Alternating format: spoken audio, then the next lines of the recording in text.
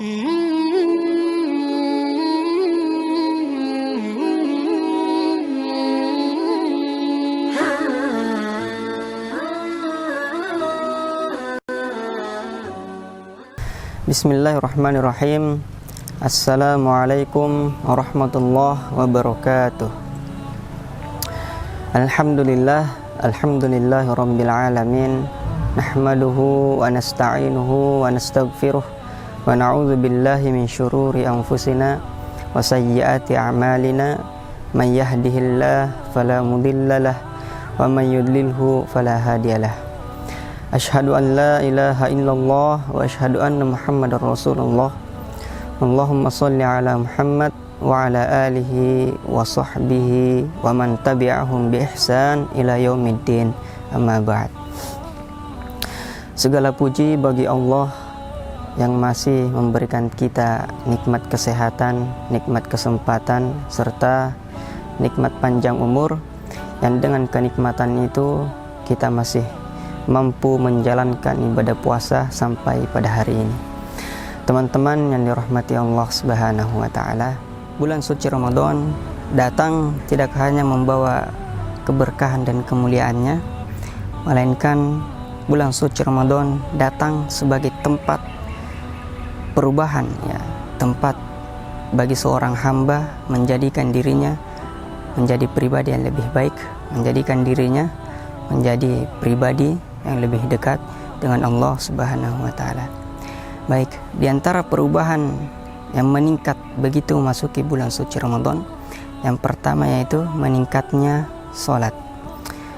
Begitu memasuki bulan suci Ramadan, maka para sahabat berlomba-lomba meningkatkan ibadahnya, ya, mulai dari menjaga salat sunnah rawatibnya sebagaimana sabda Nabi, man shalla isnatai asyrata rak'atan fi yaumin wa lailatin bunya lahu bihinna baitan fil jannah.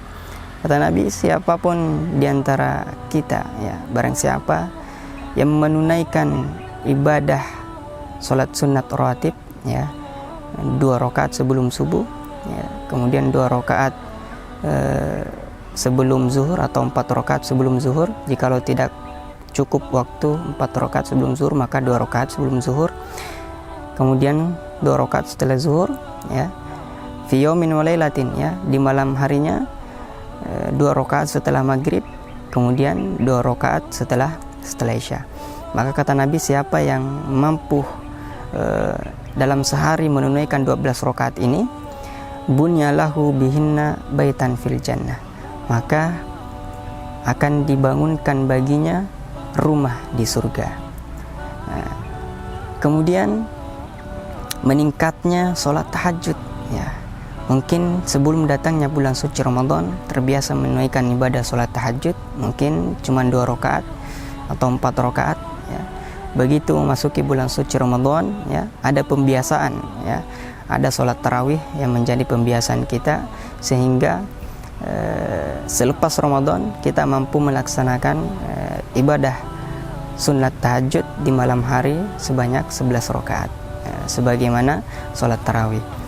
Maka sebagaimana kita ketahui bahwa siapapun, ya, yang mendirikan sholat tahajud di malam hari, maka dijanjikan oleh Allah taman-taman surga, ya, sebagaimana kata Allah dalam Al-Quran surah ke-51 ayat 15 sampai ayat 17, innal muttaqina fi jannati wa uyun akhidhina ma atahum rabbuhum innahum kanu qabla dzalika muhsinin wa kanu minal laili ma yahjaun. Jadi sungguhnya ada nanti orang-orang yang bertakwa itu ditempatkannya di taman-taman surga. Bukan hanya ditempatkan di taman surga, namun langsung dijamu oleh Allah langsung.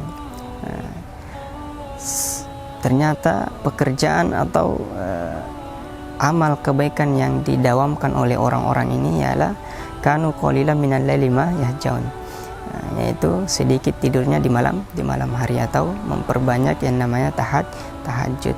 Bukan berarti sedikit tidurnya di malam hari, ya, begadang main game atau semacamnya, ya, yang tidak bermanfaat, ya, melainkan kata Al-Quran wa minal laili fatahajjad bihi, ya di waktu penghujung malam dia mampu bangun untuk menunaikan sholat tahajud. Nah, kemudian meningkatkan sholat duha, ya meningkatkan sholat duha misalnya. Sholat duha di awal atau biasa disebut dengan sholat sunnah syuruk, yang ganjarannya dapat mendapatkan pahala umroh dan haji, ya tamatan bahkan kata Nabi, ya pahala umroh dan haji itu sempurna jikalau ia mampu mengerjakan sholat sunnah syuruk, ya. Siapapun di antara kalian yang ikut sholat berjamaah subuh, ya kemudian tidak meninggalkan masjid, duduk berzikir kepada Allah Subhanahu wa Ta'ala, kemudian begitu terbit matahari ia menunaikan sholat 2 rakaat, maka baginya pahala umroh dan haji tamatan lengkap, ya tidak berkurang sama sekali daripada pahala haji dan umroh tersebut. Kemudian ada sholat duha di pertengahan, yaitu sekitar di jam 9 sampai jam 10, ya. Kemudian ada sholat duha juga di akhir, yaitu menjelang sholat zuhur di jam 11, ya. Nah, jikalau begitu memasuki bulan suci Ramadan kita meningkatkan ibadah sholat kita, maka selepas dari bulan suci Ramadan tren ini jangan sampai kita hilangkan, ya.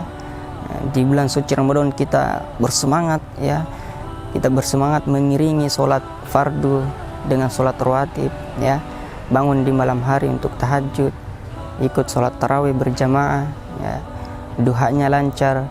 Maka begitu selesai Ramadan jangan sampai kita tinggalkan ini, karena kita ingin, ya kita sendiri menginginkan kembali kepada Allah Subhanahu wa Ta'ala dengan gelar takwa.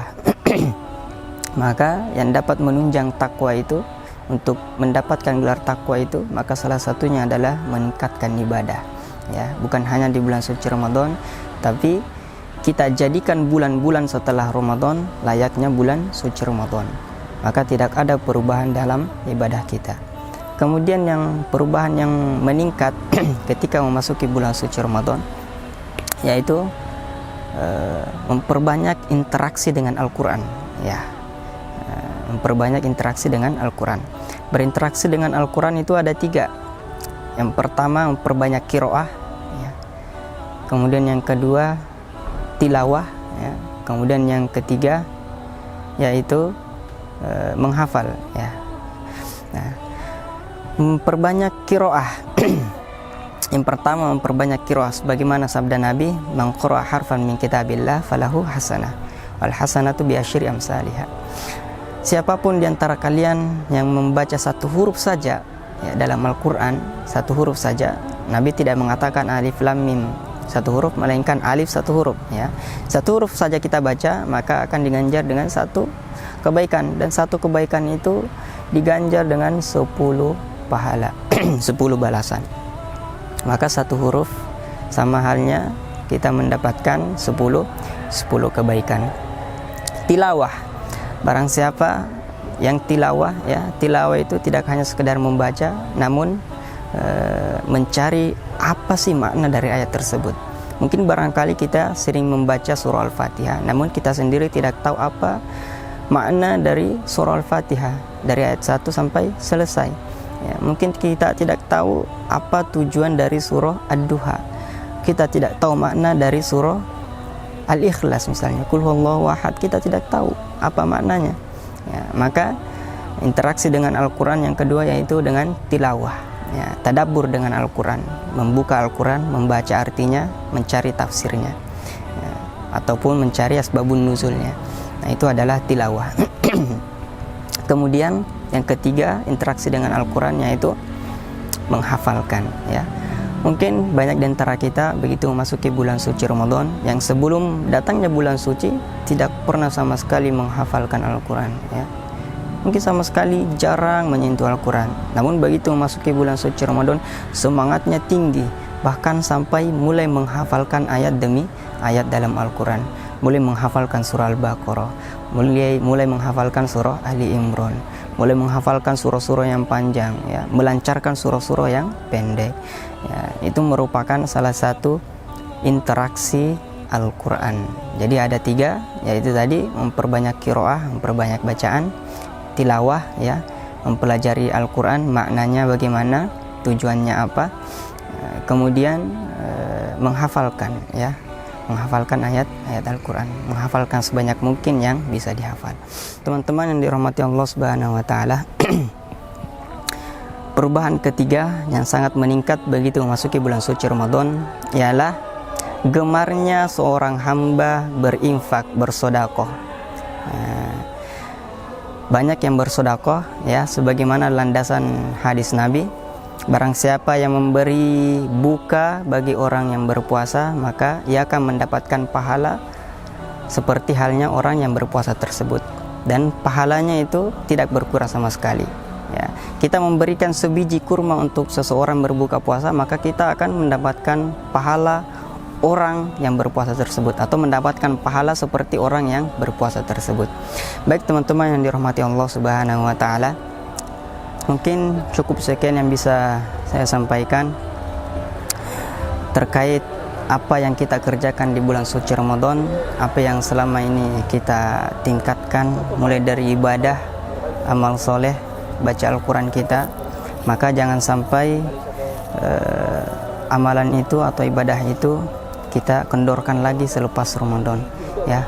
Tetap kuatkan, tingkatkan amal ibadah itu, karena sesungguhnya kita akan kembali kepada Allah, menghadap kepada Allah dengan iman dan amal soleh.